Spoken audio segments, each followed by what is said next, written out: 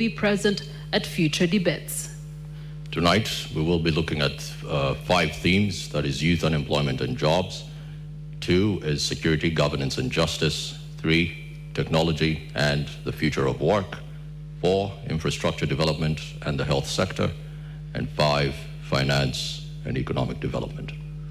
And as the word presidential debate does say it, each candidate has 4 minutes for your introduction. Each candidate has 4 minutes and 30 seconds allowed to close your submission to every address under everything that we're going to be discussing tonight.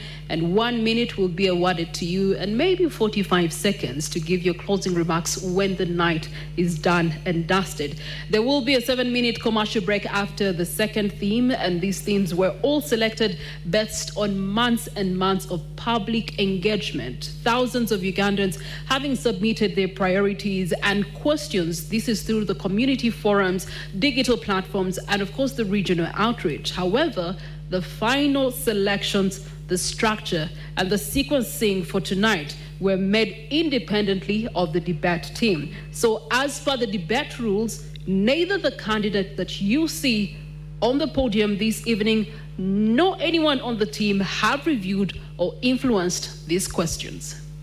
Without any further ado, let us begin. And this is going to be very brief. In 4 minutes, tell Ugandans why you're the best candidate and to take this big job of being the president, not just having the fancy office. While you're at it, also tell Ugandans what the biggest problem is with the country. Let me start with you, Mr. Bulira. 4 minutes. Thank you so much. Dear Ugandans, my name is Bulira Frank Kabinga Salongo. I'm the presidential flag bearer for the Revolutionary People's Party, a party which I'm here in the footsteps of the late fighter Dr. Aggrey Kiyingi, in the footsteps of our forefathers who fought for federalism, the Nkwangas, the Andrew Takome Kairas, the Dr. Paul Kawanga Semwogereres, the retired Colonel Dr. Kiza Besiges. I'm in this race not just to contest ceremoniously. I'm here to contest and deliver our opposition to State House. It has been a process of over 4 decades, and I think this coming election is going to close up each and everything. This is the time that we need to shape our country.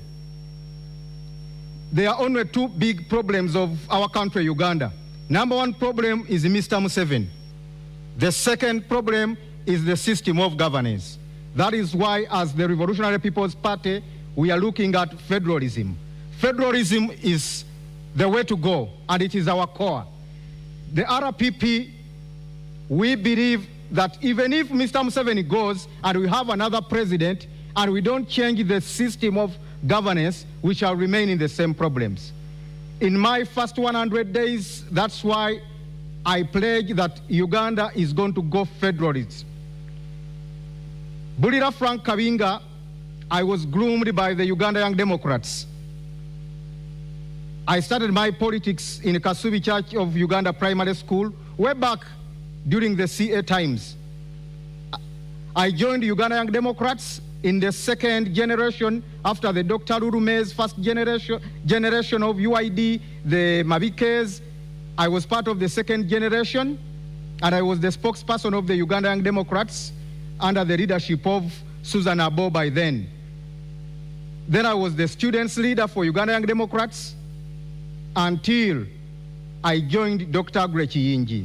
I joined Dr. Kiyingi purposely because I wanted to remove Mr. Museveni, period. I didn't want to overstay in the opposition. You all much well know that Dr. Aggrey Kiyingi was standing in the true path of changing this country. In fact, if Dr. Kiyingi or Dr. Besigye had been in this race, I wouldn't have contested, because they are the only 2 people who had solutions to changing this government. who were focused on removing Mr. Museveni and with realistic solutions. We have done enough politicking, and it is now time to remove Mr. Museveni. That is why I also argue my fellow candidates, fellow contestants, if they are really genuinely looking at removing Mr. Museveni first, to join me, and we remove Mr. Museveni. We shall sort other issues regarding parties and our aspirations after removing Mr. Museveni after 15th January. So I'm here, dear Ugandans, presenting myself as your next president come 2026. My campaign was derailed. As you know, Dr. Kiyingi, he was living miles away from Uganda, but he was the most feared man. Mr. Museveni feared Dr. Kiyingi more than opposition leaders sleeping in Kampala and Wakiso. You know that. It's a debate, Mr. Frank Bulira. Your time is up, 4 minutes. But since you want to remove Mr. Museveni, then I ask that you move from your seat and come sit next to these two gentlemen, in between these two gentlemen who have also rightly said that they're doing the same thing. Please stand up and come and sit in between the general and the one who's promising a new Uganda. Though I'm number one, It is okay. We shall decide on 15th. Thank you very much. Each candidate being reminded you have 4 minutes for your introduction. And now we move to the second candidate, Candidate Joseph Mabirizi. Good evening once again. My name is Elton Joseph Mabirizi Salongo from Conservative Party, the party which has outlived generations. In CP, we have the uniqueness that we stand for. Number one, it's about the governance, which requires fabrication to come up with something new which can fit in the generation we live in. We stand for regional governments, and when we talk about regional governments, many people will ask, what do you mean exactly? We have 16 regions of Uganda, and those 16 regions must have small governments where they share power with the central government. Uganda is like a sinking boat in an ocean. Without coming up with a regional government, we would have done nothing, even if we elect any other leader. So regional governments, this is where power is shared, resources, responsibilities are shared with the central government. And when you come up with such a government, you would have dealt away with so many problems of Uganda that we are facing today. For example, the problem we are facing where all authority belongs to one person, where security is just in central government, where taxes are collected and just go into a small group of people to govern that. So there is a great need to institute regional governments to ease service delivery, at the same time creating a lot of jobs, which is a problem that we are facing today, but also working on the system of education that we are having in Uganda, which does not help parents, it doesn't help the graduates, the learners, it doesn't help even the government. The first beneficiary of the citizens or the graduates, it is the government. But when they finish, you find that there are no jobs, which has created a lot of dependence. People who are working are very few, and many depend on others. Thank you. Thank you for that, sir. On to you, Mr. Mafabi. My name is Nathan Nandala Mafabi. I came in this election. I come from Forum for Democratic Change. Our theme is fixing the economy and the money in our pockets. The current problem in Uganda is three-phased: corruption, that is greed, poverty, injustice. I have worked in the whole country. You discover poor mothers, poor fathers, who are selling tomatoes, oranges. They cannot even make enough to feed their families. Our children go to school. Out of 10 children who join primary school, only 2 reach P7. That means there's 80% dropout. You go to the health center, they will refer you, go out for medical attention, go and buy medicine, go for a scan, and those are the main things which bring us in this election. But what's the problem? We have been around for 40 years. We have been talking about peace, peace, peace, and I don't think Ugandans can now eat peace because the peace is there. What we need is people to have jobs, and when they have jobs, they will earn a living. We look forward to investing in agriculture. We look forward to investing in education. We look forward to investing in health sector. We look forward to investing in infrastructure. I come with experience because I have studied all those. I come with experience in economy, in accounting, in taxation, in knowing poverty, how it's painful. I have worked. I'm fortunate you mentioned that only maybe you are, but I was in Ministry of Finance. I worked for World Bank, and we have advised many governments, and I've come out of poverty. So I am coming here with experience to help Uganda to move forward. I come as an employee. I want to be a servant to serve you with all my energy to ensure that people of Uganda can have the 3 meals which are designated in our lives. I am aware that we are 8 candidates, but each of us has his own manifesto. Our manifesto is very clear, it is spelling out what is supposed to be done. We want to create jobs. 60% of the youth are unemployed. 84 people live on 14 people. This is the danger, and this is the biggest insecurity we are having in our country.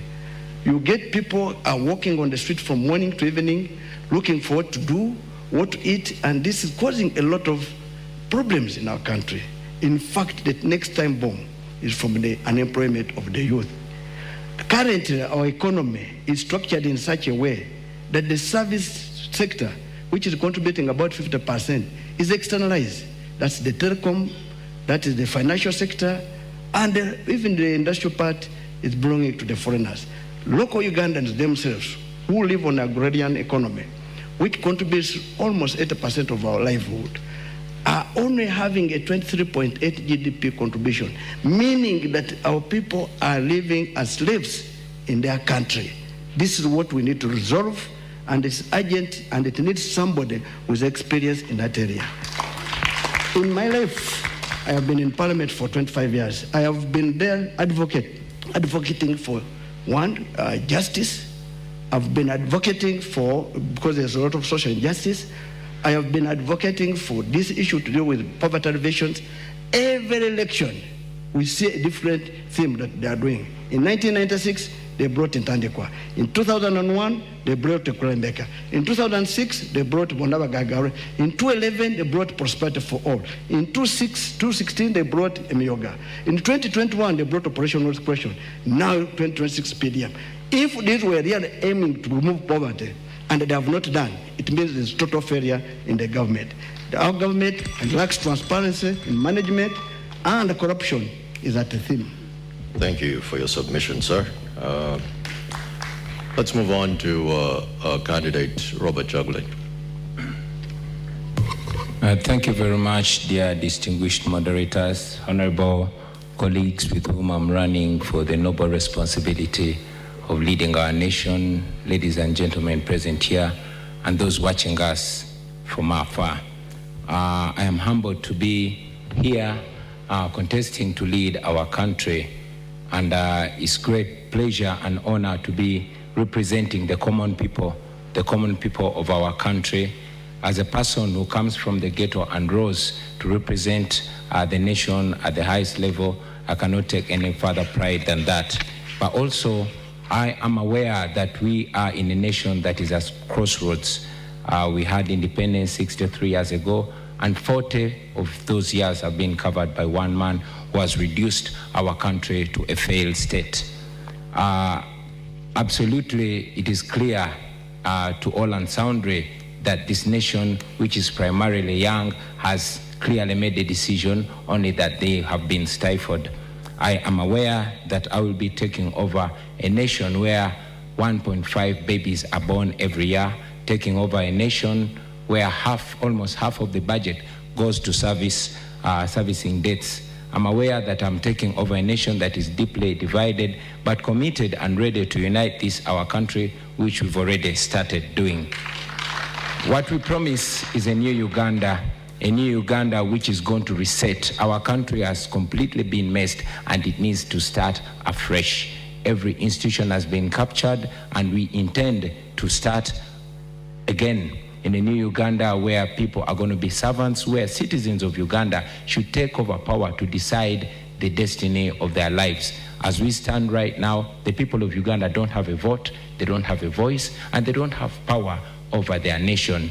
The state has been captured completely, and we hope to liberate not just the citizens, but also those that are leading the country. On a downside, I had really hoped to meet General Museveni here, so I could publicly face him and hear what more lies he has to tell us after 40 years. To hear from him straight the gains he's protecting. Is he protecting the potholes? Is he protecting the rotten hospitals?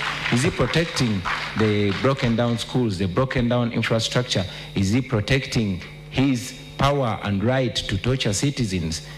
I had always wanted to hear that, not privately, but publicly from General Museveni. Anyway, it's all right that he's not here because he's in the past and we are discussing the future of our country. So I'm very glad and I hope to share ideas and to teach and learn from these, our colleagues. But of course, I must assert it that the people of Uganda, especially the young generation, the new generation that I largely represent, is committed to changing their country and to taking back the right to determine their destiny. I am ready and committed to lead the charge to change Uganda, so help us the Almighty God. Thank you. And the final candidate for the evening, with your introduction and why Uganda should believe in your cause.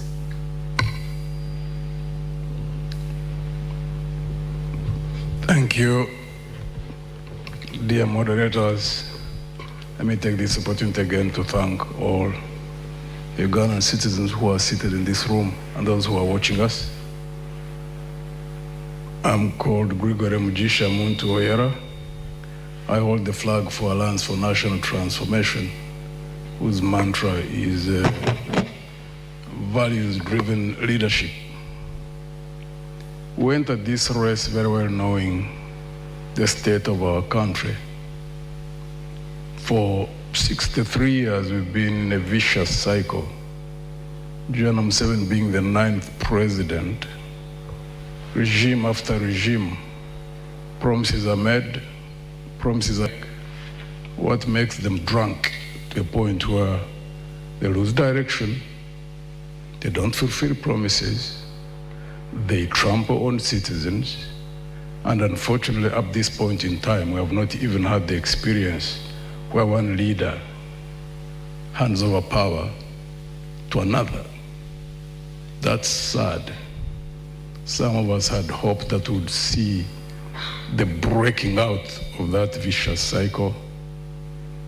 Where we are heading, we are not so sure whether that will be or not. We keep on struggling. We hope that we'll see that at some point. We've been moving around the country now for about 2 months. The state of our people is quite frightening. Joblessness, the levels of joblessness of the youth, the depth of poverty that you read on the faces of the people, and even what they express. The lack of drugs in hospitals, government hospitals, and very well knowing that there are those who can't afford to go to private hospitals, which means they can't afford the bills, which means that most people just go home to die. That's been going on for quite a while. In the area of joblessness, even the few jobs which are viable, not only at the national level, but even at the local government level, because I've so far gone through 74 districts. And I made it a point to ask everywhere we go whether there are transparent systems of young people getting jobs. And the response has been uniform throughout. I've not been to any district where I've got a response that you can do an interview, and when you succeed or you are the best, that you can get a job unless you know someone, unless you pay a bribe. That's quite frightening, that government jobs can be sold. So the people out there who still believe that General Museveni should continue, I've been urging them on the campaign trail that considering that state of affairs and the frightening levels of corruption in this country, we lose 10 trillion Uganda shillings, that's about 2.7 billion United States dollars every year, that they should reconsider. General Museveni should just simply be retired peacefully on 15th of January. And I've been urging them to look amongst the 7 of us and select one who can lead this country from the vicious circle in which it is, the mess at which we are, also considering the frightening levels of debt, that they look for a capable person. And I always project myself. All right. Because of... Thank you so much, Mugisha Muntu. 5 candidates. We do also have 5 themes for the presidential debate. Please be reminded we are streaming across our social media platforms on Facebook as well as X, as well as TikTok. So share the link with the rest of Uganda. Equally on our website, www.ntv.co.ug, we are having the presidential debate live on NTV as well as Spark TV. As we start up, theme number 1, youth unemployment and the jobs, or the economic reset. I'm going to start with candidate Frank Wulira. Just to shape the narrative, candidate, Uganda has a very young population, as according to the UBO statistics from the population census having been conducted in 2024, more than 73% of citizens being under the age of 30, including about 14 million people aged between 15 and 30, marking about 31%. And then you look at the latest labor data also showing us that only about 37% 11.7% of these young people are actually employed and working. About 16% of them are choosing or are able to stay in school, and roughly 40 to 42% are neither in employment. We cannot trust them in education, neither can we pin them in training. Youth unemployment is standing currently at 16.3% compared to the 11.7% overall. When we look to the female perspective, there the youth unemployment is also closely higher at 20%. The figures do go on, but each year about 700,000 people do enter the labor market, but only about 34% of that figure is actually absorbed in jobs. Candidate Frank Bulira, given these realities, what concrete measures beyond the national employment strategy, beyond the national development plan 4 that we're currently running as a country, will you implement in your first 3 years? 1, to raise job absorption well above 34%. 2, cut the youth NEET rate by at least 10%. And then 3, to ensure that the additional jobs being created are decent, they are formal, and are creating opportunities rather than incurring a lot of pressure on the informal sector. Yeah, thank you so much. First of all, surely poverty is everywhere, but our case as Uganda is so worrying. Just as I said, we can speak a lot, but the biggest problem of Uganda is Mr. Museveni and the system of governance. Those are the two biggest problems, bringing about youth unemployment, growing at the fastest rate, and people losing hope in their country and in the future. As the Revolutionary People's Party, under the new federal arrangement, remember, after 15th January next year, in the next 2 weeks, Uganda will be announced as the new Federal Democratic Republic, governed under the 16 federal states, taking charge of their wealth. The Revolutionary People's Party is going to take the jobs closer to the people, where they stay. Gone are the days when everyone has to come to Kampala looking for jobs. People going to kneel before Mr. Museveni to get survival, including ministers, public servants. You have to meet Mr. Museveni in order to survive, in order for your child to be given a bursary. The federal arrangement is going to take back the jobs in the areas, the 16 proposed federal states making up Uganda. First of all, we are going to introduce the Federal Economic Empowerment Program. The Federal Economic Empowerment Program is going to replace these failed Bonabagagawales, parish development models, which are just enriching NRM cadres and RDCs, swindling taxpayers' money, the Operation Welfare Creations, just helping soldiers to build more mansions and build arcades. They are all going to be scrapped, and the Federal Economic Empowerment Program is going to look at the Ugandans in Sebei are going to be placed in the cement factories, where you even have truck drivers who are Chinese, in Kaserem, in Kapchora. Mr. Bulira, can you name one country that's operating a federal system? UAE, German. Which ones of those are over just under 63 years? God said about UAE and its background. There was a time when Uganda was far ahead of UAE. You remember that one time Idi Amin Dada gave food aid to UAE when the current president was the father of the current Sheikh Al Maktoum. He gave UAE food aid, plus the little soil UAE has. It was taken from here and mixed with the sand. UAE, every tree in UAE and grass has to be irrigated in order to live for a day. I worry, but it is the capital city of the world right now. Uganda would be so far better if we had gone federal. I worry you might not know that much about federalism, because the best example, according to you, the United States of America, which is operating on a federal system. From the federal system, you go down to the state system. Then from the state system, you go down to municipals. So I worry that you want to implement something that you're not very savvy with.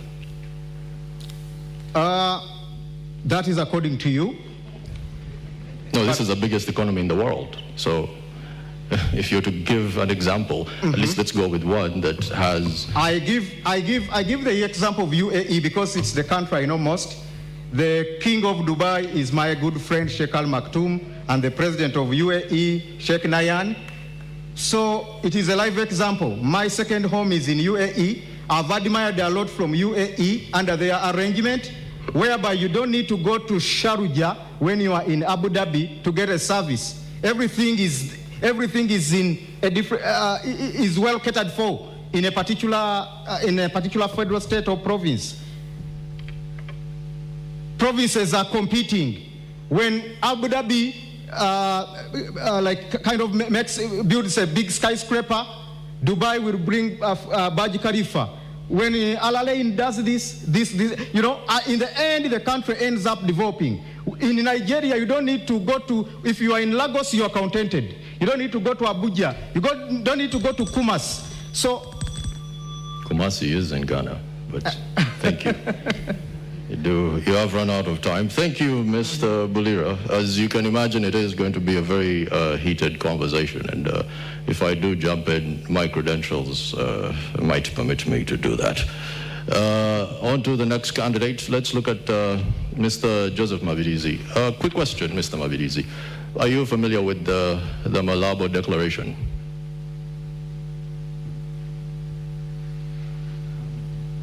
Could you kindly switch on your mic?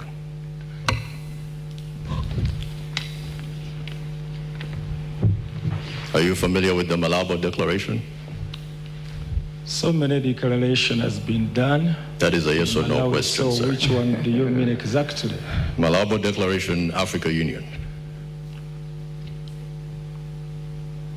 Are you familiar with the Abuja Declaration? Which one in particular? Because several of them. There are several which has been done. I wouldn't want to eat into your time. Are you talking about the climate one? Are you talking about which one are you talking about? Okay, let's talk about agriculture. A declaration was made where 10% of revenues going through this fiscal plan when it comes to spending of any nation that is privy to the African Union spends 10% of their revenue on agriculture. As you can imagine, Uganda does not do that. That being said, what would you do in your first few months as president of Uganda to fix that? We have a very big plan about agriculture infrastructure, where we want to encourage much of small-scale industry, where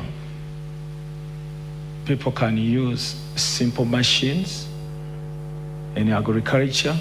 Like hoes?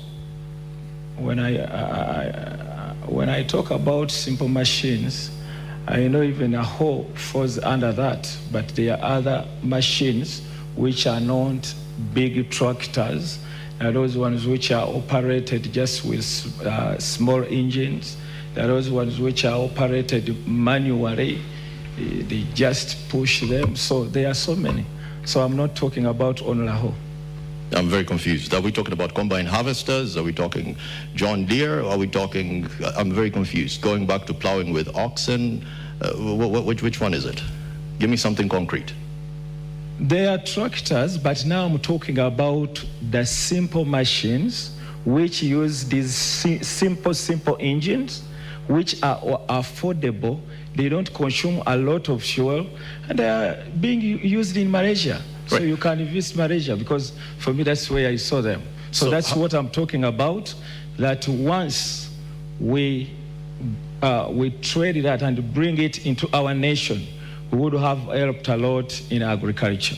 But you're addressing something different, because what this declaration say is to have 10% of your GDP. I understand your question. Give me time to answer. Please go ahead. If you want me to answer your way, then it's something else.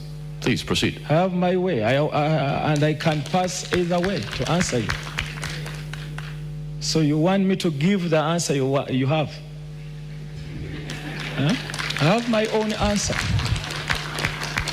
So, I told the person who contacted me that let me hope you are taking me into a debate, not something like questioning you, then you answer this, someone asks another question to take you off.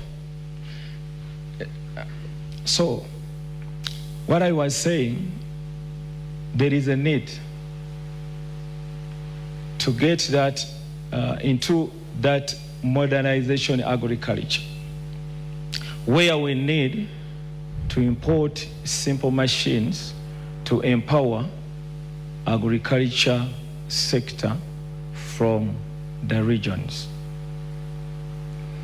And once you've empowered all the regions, having shared the power, responsibility, where the regions, they are also responsible for collecting taxes, and after collection of taxes, they only give 40% to the central government. Then 60% remains in the region. So the regional governments, they are responsible to institute and put into practice what fits their region according to agriculture. So it will be the responsibility of the regions sitting and deciding. Even what the declaration aimed at may be less. Each region will decide according to the need of that region.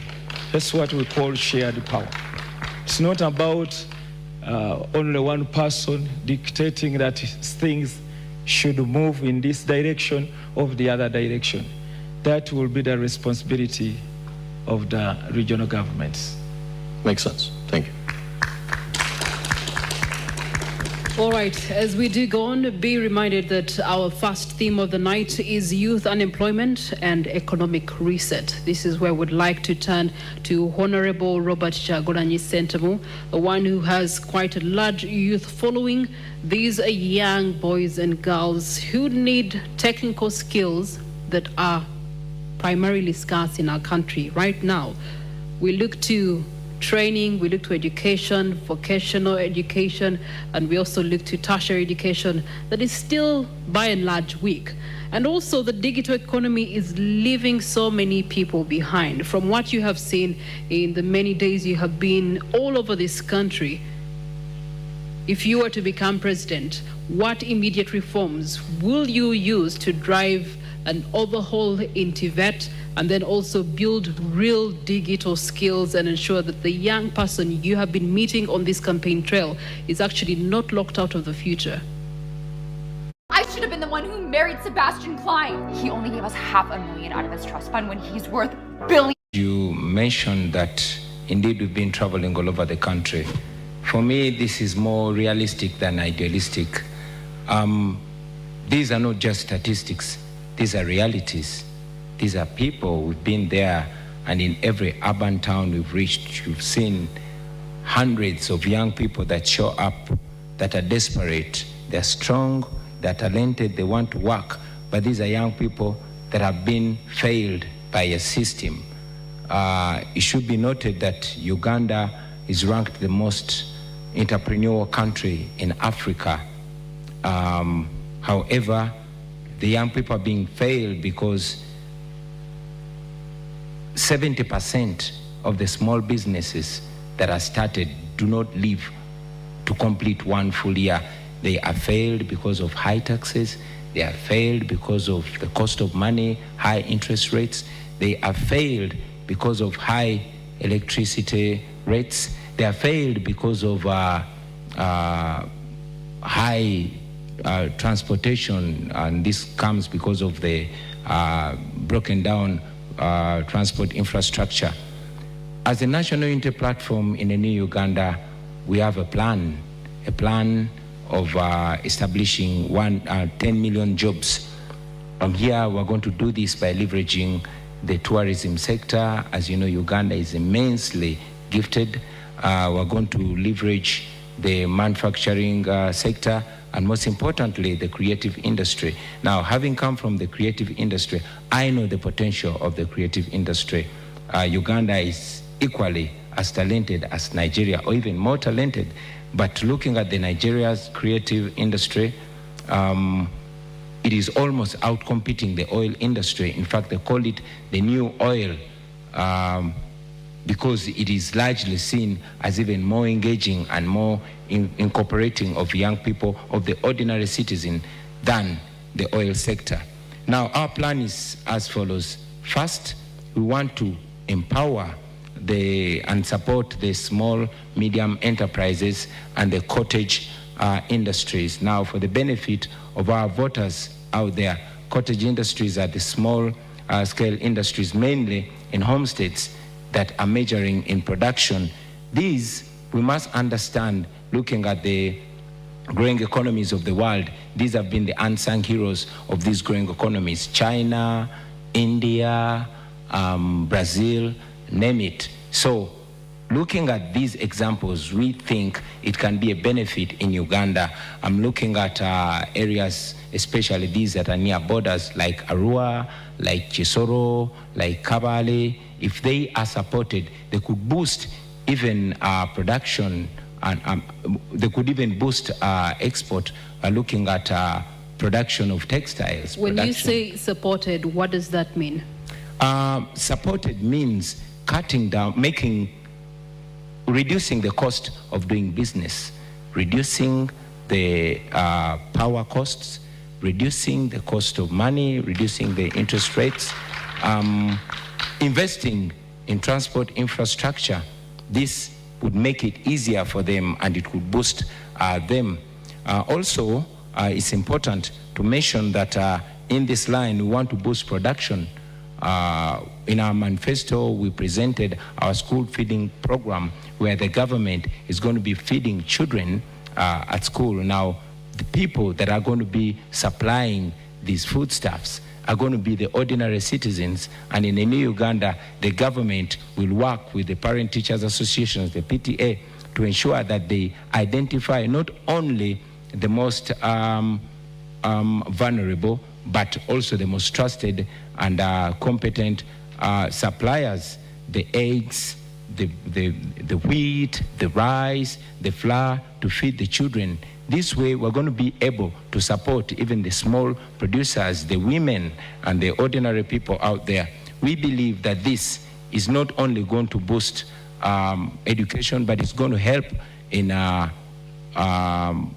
youth unemployment. We also intend to modernize our skills development. Your time is spent, but I'm going to allow you a minute.